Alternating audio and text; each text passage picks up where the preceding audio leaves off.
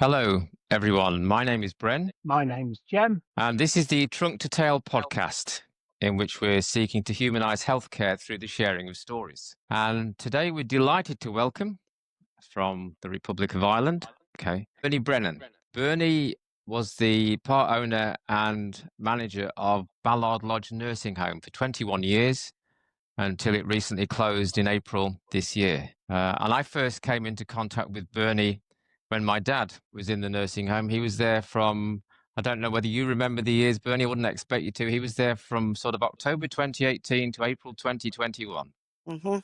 Yeah. And I was thinking, Bernie, it doesn't seem to me an easy task to set up and run a nursing home. What was it that inspired you to do it in the first place? Yeah, thanks for having me. Well, it happened by accident, really, as part of my job as a community psychiatric nurse in care of the older people. I was required to visit referred residents in nursing homes in the Laois Offaly area. I was always impressed by this particular nursing home because of its homeliness, and it was obvious to me visiting all these various nursing homes that there was no dementia care specific care area in any of them. And one day the owner of this particular home was telling me that she was tired of doing it, and I asked her if she'd ever sell it, and she was very interested. At the time, I had a mortgage and two small kids and a full-time job and absolutely no savings. So when I went back to my base, I was telling my friend who worked with me, and we both shared the same ideas about dementia, about this lady wanting to sell the nursing home. And the area that myself and my friend worked in was a 5-day service where people over 65 with any kind of new diagnosis of dementia attended. And we both often talked about how nice it would be if there was a specific place for people with dementia. And I was telling her about my conversation, and she was interested as well. And she was in the exact same position as me, except she had 3 kids. Um, the only problem was, like I said, that we had absolutely no money and no experience of running a business at all. So we agreed on a price in a hotel in Portlaoise 2 nights later. And then we began to think about how we'd get the finance. In order to get a mortgage, we needed a deposit, and we didn't even have a deposit. So we made an appointment with our local credit union, and we met this really lovely older gentleman that's well known in the credit union area. He was part of setting it up in Portlaoise. And we were there for 3 hours, and we were telling him everything, all of our thoughts about the whole thing. And he gave us the deposit, which was a substantial amount at the time, and kind of very rare for a small nursing home or a small credit union as it was to give so much. So we both needed to stay working due to our personal commitments. So the plan was to repay the loan with the income from the nursing home. We went to the bank, and we couldn't believe that they actually gave us the rest of the money. So we very, very naive at the time. Within 5 weeks, we got the keys of the nursing home. At the time, 14 bed and fully staffed. That's amazing. That happened so quick. I know, it was like it was meant to happen. Yeah, Yes. how brave are you, though? How brave are you? I know, I'm not brave, naive. It was a miracle because that man ended up dying in the nursing home that we originally got the loan from. And he had dementia. Yeah. I see. Had you ever wanted to be self-employed? Gosh, no, not at all. No, it was like, wouldn't it be Right. to have a proper place for people with Yes. dementia?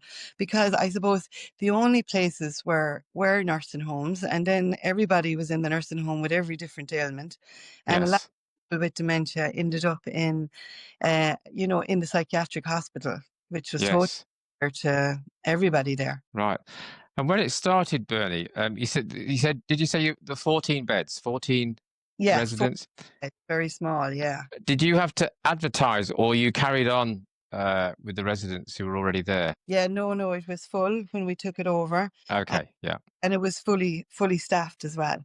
Okay. Yeah. Okay. I did wonder that, how someone gets new residents when they set up. Yeah. Right. No.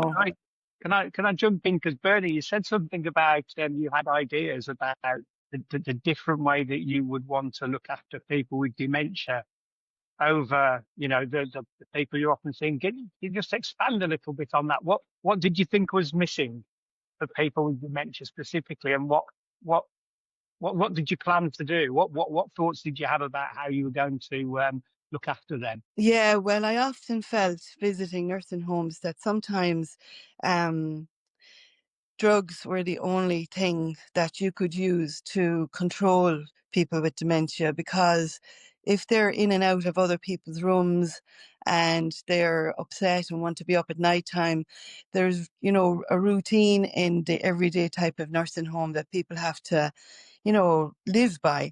So a lot of times, when in those days you'd go into nursing homes and they'd be totally over sedated due to the fact that you had to use something to be able to, I suppose, control the environment. But I suppose what we wanted was a more open nursing home for dementia people, where they could roam around and do whatever they wanted themselves. And you can do that by having enough staff and by having a fairly loose routine of letting them eat when they wanted to eat. If they were up at night, to be able to facilitate that. And just get to know them really well. And if you just do listen to their needs, no matter how demented they are, it's easy to look after them then, I feel. Right. You mentioned, Bernie, that you needed enough staff. So was your ratio of staff to resident higher than like the average nursing home? Yeah, it was. It was much higher. Was Um, it? What would it be roughly? Or what would be the comparison? I'm not sure what the well, law is, if you like, on it. would you believe there's no rules and regulations? Like, Oh, in a psychiatric hospital, it's five patients to one staff. There's no guidance on that in nursing homes, and there lies a lot of problems because right. not enough staffing. There is no rules and regulations about it. So I suppose what we did was we overstaffed it by two at all times. Right. Enough, because if you've got one wanderer, there's one person to wander with the wanderer. So once you're not telling them all the time, come away from there, don't go in there, you find that they tire themselves out. It's typical of people with dementia to just pace all the time. Pace all up, down, all around, all the time, repeat, repeat. So if you're constantly saying sit down, things like that, it agitates them, and that leads to more problems of them maybe becoming aggressive or hitting out or refusing to eat, refusing anything. So I found that worked very easily, really, for us, Right. except it was very expensive. Yeah. Yeah. That's the question, Bernie. We had, a couple of weeks ago, we had a woman on from a charity where it was about the design of the home. And Yeah. did you do anything in particular for the way the decoration or the way the furniture was arranged, or any of these things which you thought actually this is better for them? You were talking about, letting them have places to walk around. Did that mean that you tried to unclutter the place in some way, or what, was there anything like that? No, it was the opposite, really. We cluttered because they love clutter and they love routine. So I suppose we were very restricted, and Brendan knows that it was once a house. It was once a 4-bedroomed house that was extended. So the rooms are very small, and that's what got us into a lot of trouble with the health, with the HIQA, the Health Equality Authority, that we have to keep our standards by, because now they want big rooms with big en suites. So our nursing home was very suitable to dementia people because it was rooms that they would have remembered that they'd grown up in themselves, small areas. And a lot of research has been done, and it shows that an awful lot of falls are in en suites because it's an unfamiliar environment and the bright lights. So I suppose we covered the place in a lot of clutter. Like pictures, black and white pictures that, we inherited from other residents on the walls, and they might have thought that they were their relatives because it was similar to pictures they would have taken when they were small, black and whites and stuff like that. And then also, like, I suppose orientation boards are very, very important for the early dementia people who constantly get the day and the date wrong. So reminders are a big thing. And every bedroom we had a dementia board where it told them the day, the date, and the kind of weather that it was and what season it was. Um, Shelves, which are another thing that's not allowed in the new nursing homes now, with all their bits and pieces from home, and we allowed as many pictures as they wanted to up on the walls, and that's another thing now that you can't do. You know, you Wow. can't have pictures on walls; it's very sterile. But I suppose our place was old, so it didn't really matter how many screws were screwed on or how many shelves were on, you know. So I suppose it was more homely, you know. I wanted to come back to something else, but I'll ask you about what's the logic, Bernie, behind no pictures on the walls nowadays? Yeah, money, I suppose, because at Ah, least I think right, now, okay, yeah, well, a relation of ours has just gone into a nursing home now, my husband's relation, and you sign a thing to say that you'll pay if you want to put the pictures on the walls, that you'll pay for the painting of the walls when you leave. wow, okay, wow, Yeah. that's basic.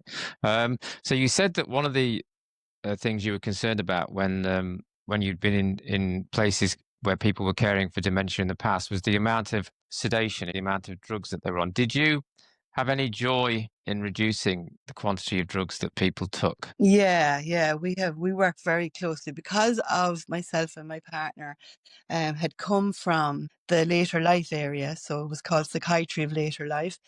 Mm, We're very tuned in on that part of it, and we did trials. So one trial that we did in the early days, which worked very well, was to look at sleeping tablets. An mm, awful lot of elderly on sleeping tablets. That might be because they came from the home environment where the carer needed to sleep. So, you know, if you give sleeping tablets, I suppose there's a chance you'll get a few hours sleep yourself. So, what we did was we introduced things like hot milk at night, lavender on pillows, simple little things, um, like nice, easy music, in mm. the, and we gradually had a no sleeping tablet nursing home. Wow, that's Yeah, remarkable. Right, continued that. Yeah, and it worked very, very well because they stop working after a while, anyways. yeah, yeah, okay, because you mean people are used to them.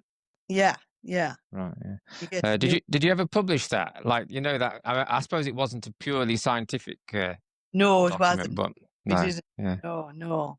But previous to that, I worked in another area, and there was a very how do you call I suppose fastidious matron, director nursing there. She was from the older style world, and she got all of her stuff from the HSE. And you know, like at the time, I suppose budgeting wasn't even a thing, but so you know, loads and loads of stuff would be delivered from pharmacies every week. But she was very bothered by the amount of laxatives that was Ah, being used. So we underdid a study, but I can't even remember, it was that long ago, the name of it. We got it published somewhere now, but just reminding me of it now. But anyway, what we did was, because she was so supportive um, from from kind of wanting to change the use of laxatives in the area. We did it on 28 long stay residents, and she got this recipe of all different types of fruit and everything. And at the time, liquidizers, I suppose, were very rare, you know, and that mm, going back a good few years now. And she actually took on a person extra in the kitchen for 4 hours every day to prepare the fruit and liquidize it, and then gradually withdraw this stuff called, well, it was a laxative, and God, the results were fabulous. wow, that's So no amazing. those and natural, you know, kind of Mm, unheard of time, the very early 80s, I suppose. You know, yes. yeah, that was very interesting. And I tried to introduce that as much as I could as well. Because as you know, elderly people become very obsessed with their bowels. Um, Yeah. they get to a Yes. certain age. Yes. So Yes. it's one of the things that it's Yes. easy, isn't it? Just gives them a little cup of stuff and they go to the toilet, but much help Yes. you do it the natural way. Mm. Um, it's not quite the same thing, but a couple of years ago, probably maybe 5 years ago now, there was a study done at a nursing home in the south of England where they stopped giving residents caffeinated drinks Yeah. and it reduced the number of falls significantly. Wow. And I'm thinking what it did was it reduced the desperation to get to the toilet. I'm Yeah. only, would you Yeah. think? Yeah. Yeah. But a simple thing, no drugs involved, and And yeah. definitely milk, hot milk and honey Right. for the sleeping. The you've got so you've got 14 residents, and obviously you're trying to reduce the amount of drugs that they're on. Did you have like particular systems for remembering residents' needs, or is it that the staff knew them so well that you could respond to individual needs? No, it wouldn't work, I suppose, because staff change rosters and shifts and everything like that. So I suppose when before you take a resident into a nursing home, after the 14, we increased up to 24 over 18 months. So what we started to do was assess the resident at home or in the hospital, whoever was referred to us. So I suppose once you do that, it's a very kind of elaborate form that you fill out, and you really get to know them. You get to know an awful lot of stuff at that stage. You can also get access to medical notes when they're in the hospital, but and so you get a lot of information from there, from the very first time they're in hospital. You can go back over all that. So then we have an admission form. We talk to the family, talk to the resident, and once all of that is sorted out, you send the preferences, the likes and dislikes to the various departments within the nursing home. But now it's far easier because it's more technical now. So we've introduced a thing called, well, the one we use is, there's every different system, is called Epicare. So on that, it's a really elaborate nursing care plan that alerts you to various things. It's multidisciplinary, so everybody in the nursing home can access it, and all visiting medical people can also make notes and access it as well. So, in the kitchen, there's one that tells you everybody's dietary requirements, their likes and their dislikes. In the laundry, whether they like tight clothes, loose clothes, like to wear trousers or dresses, or an apron. So there's no excuse really for missing out on it, No, no. And then over time, you adapt that, I guess, as you get to know the resident well. Yeah, and within 5 weeks of admission, there's a lovely thing that the activation person does. And I don't know if you remember this one or not, but it's a life story book. So the life story book is lovely because it has lovely questions in it about their youth and their first day at school, and maybe their first kiss, or, Right. first job was. And as you probably know, with dementia people, it's like a wall with blocks. They lose the top blocks first, but sometimes they never ever lose the bits from their youth. When they were children, who the inside a class, like, you'd be amazed. They won't remember what they had for their breakfast, but they can tell you in detail all about maybe the first hurling match they went to, or the first football match they attended. And they Yes. get joy out of that because they're confident when they're talking about something like that. If you're asking them what they had for breakfast, they know they haven't got a clue. So they try and confabulate and tell you what they might think that you might think they had for breakfast. Do you know what I mean? Yes, I So do. the life story Yeah, can I just was, ask, Bernie, how whether the families can access, the information that's on the yeah. system inside the care, the families can feed into that directly, or do they have to somehow go through the care home to get the information in? No, you're supposed to review it with the family every 3 months if they want to. A lot of families don't want to, but the offer is there, and update it, and then you sign that you reviewed it with them. It's a good habit, but we find in our own that not a lot of families want to. They're happy enough, like, or for one reason or another. Well, I suppose they trust you. I guess that's a big factor, isn't it? Well, they don't have time, maybe. Yeah, yeah. Out of curiosity, I remember how exceptional your care was for my dad, and that your husband built him a smoker's shed. Do you remember that shed? Yeah, yeah, yeah. He was. Did We you did you we have ended many up with a smokers? bigger one. Sorry? Did you have many smokers? Because obviously, people of that generation, more people smoked than today. Did you have many smokers in your nursing home? Yeah, all of us, like that generation, were smoking since they were 13 or 12, so Yes. sometimes how they got paid for stuff, wasn't it? A few woodbines or Yes, that's something correct. like that. So yeah, so I suppose at the time your dad was there, we had one, and then like I always believed that they should have been allowed to smoke in their bedrooms personally, because I know that's very unhealthy now. But if you think back about it, like my own mother smoked in bed all the time and had an ashtray at the side of the bed. It never seemed strange to me, but I suppose I understand Mm. totally health and safety and fire risks and all those things. Now we have like fire apron, for any cigarette smoke, or honestly, like they're rigged out so much now before they actually get to the cigarette that I can't see how the joy is in the cigarette anymore. But Mm. that by supervision, you have enough staff to. So now we ended up with a very elaborate smoking area. The shed that was built wasn't acceptable anymore, but yeah, he loved going out there, and Oh, it was a special shed. I mean, Was yeah, it not called the Eddie Flanagan Shed? No, but it had a designs on it and all sorts. It had Very like a peace little, design, didn't little it? And footpath. Yeah. it had symbols, and yeah, I've got a photo of it yeah, somewhere. I must pull it out. yeah, yeah. In my imagination, he's like leaning over the edge, like, a horse out of its stable. Yeah, that's what it's like actually. Exactly. It was. It was like that, and you could wave You to him from painted a good inside. picture, Gwen. Good word picture. Doors um, but open to the elements. yes. I mean, Yeah, that's Bernie, when true. when in all the years, I mean, you were running it for 21 years. Were there ever times when you thought, "Why am I doing this?" Yeah, there was times, to be honest, I suppose. At the start, like I suppose it was like a fairy tale, that we were able to do what we wanted to do. But I suppose then came, I suppose, visits from health inspectors, and I suppose we weren't able to keep up with the changing the changing atmosphere, or the changing climate, that occurred with the formation of HIQA.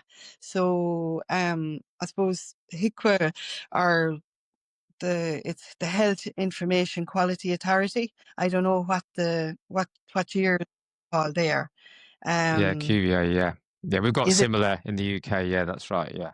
Yeah, so it was exciting at first, and I never once didn't want to go to work. But I suppose life is life, and reality is that everything is not always plain sailing, and Mm. things happen in the world like COVID and the economy, and more colloquial issues like difficult family dynamics. And that was one of the biggest things I always found the most difficult were families, and because families are, difficult as it is, like within your own family, it's difficult. So they bring that into the nursing home then, family dynamics, and you're advertently dragged into every argument that goes on.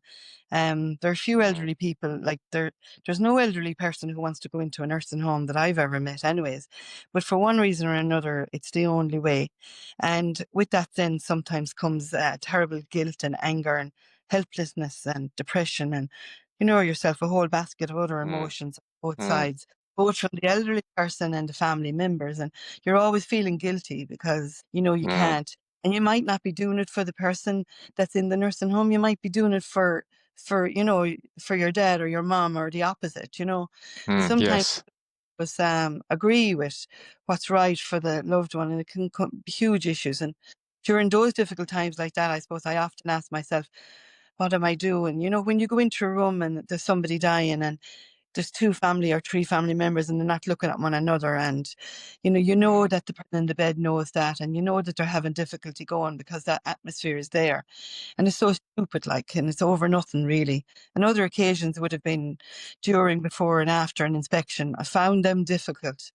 Um, but the excitement came, I suppose, on the team that we had. Like, we had a great setup. Like, we had a lovely, lovely, lovely staff. Like, hardly anybody moved in 21 years. And our home was like a family, I felt, and every member of staff I felt was sent to us. They were special. And I know how good we were as a team with dementia and end of life care. And I suppose that then is a privilege that you rarely get in life, like. Yes. Yes.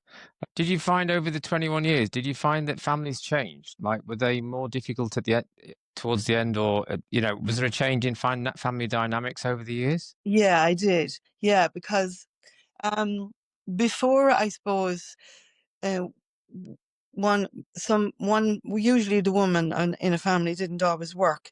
So, the elderly person was her responsibility, especially if there was a farm situation or land or anything like that to look after. So I suppose, I think everybody is working now because they have to.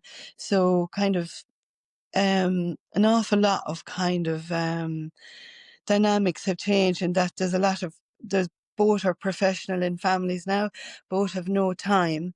There's an awful lot of change in how you rear your children. They're in everything, and I found that like the few minutes that they got to visit the family, that it was rushed and weren't as invested as families used to be years ago. Yeah, right. Also, money is huge, you see. So, it's expensive to put somebody into a nursing home, and it's not always what you're told on the first day what you have to pay, because things happen and things add up, and there's like pressure on the family to come up with the money, and there's I suppose what's the word, entitlement, because you're looking at my mother, I'm paying you well to do it, so why is she wearing a dirty t-shirt today? And she might have just had her dinner 5 minutes before and ruined the t-shirt that you already changed. Yeah, I spoke to a person recently who runs a cafe. She was a teacher for 20 years, and then a bit like yourself, she and her partner decided on a change of career, and they set up this cafe. They ran it for 10 years. And I asked her, which is more stressful, running a cafe or teaching? I said, what changed in the 20 years? She said, the children didn't change. She said, the parents, the media, and the government all made her job much more difficult. Now, I don't know whether you would share any of that, but whether the residents were the same or, No, residents are always the same, and residents are always lovely, especially older people. They have a lifetime of wisdom and a lifetime of hard work, and that generation know nothing, only hard work really, and giving. That's going to change because we're going to be the old people soon, and we're used to far more now. Like, time is the biggest gift you can give an older person, just time and to listen to them, and that's not what anyone has time for now, unfortunately.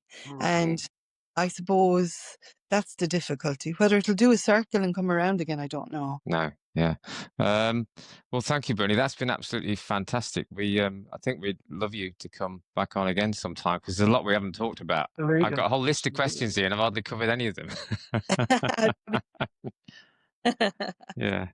I just wanted to say about, what you were saying about being in the room with people while they're going through the hardest moments in their life is a gift, regardless of very hard for you to measure what the outcome of that is, but having somebody in there, I've always found is helpful if they're giving of their love and care and whatever. That always somehow seeps out into the situation. So I bet you did a million people a service just by being in the room in the uncomfortable moments. So, and the other thing is, and I know that most of the residents, like I've always had, I suppose, one Church of Ireland, but 99% of the residents are Catholic in our nursing home. And it seemed to me irrelevant of what religion they are, just having a spiritual outside person, both for the family and the person in the bed, always, to me, I don't know why, but always seemed to make a difference. Whether it was the way they spoke or the words they said, or whether they brought a peace with them, it always seemed easier for them to go if that other person was there. Maybe it's just a reassurance, or kind of, maybe it's a religious thing, I don't know, but I've always noticed that, and that's going to be something we're going to miss in the future, because we have less and less of those religious around us now, because there's less and less people, everyday people doing it, I suppose, and we're going to miss that in nursing home situations as well. Thank you, Brennan. That's that thought that you just shared about, the gift of being with someone when they were dying and having a spiritual presence. That's a very positive way in which to end this podcast, I think. So no worries. Thank you for your time, Bernie. It's been fascinating. Bernie. Lovely. Yeah, thanks very much. Take care. Bye-bye. And bye-bye, everyone. Bye. Thank you for listening. Bye, everybody.